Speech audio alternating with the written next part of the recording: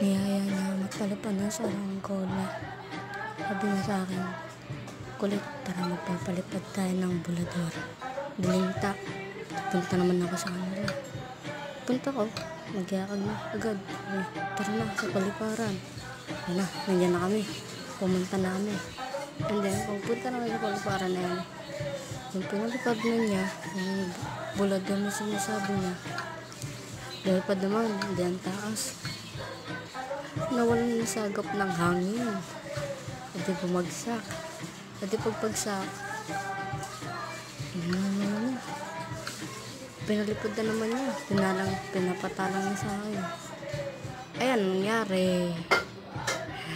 Naputol. Yung sinulid. Yan na guys. Lumipad na yung bulador.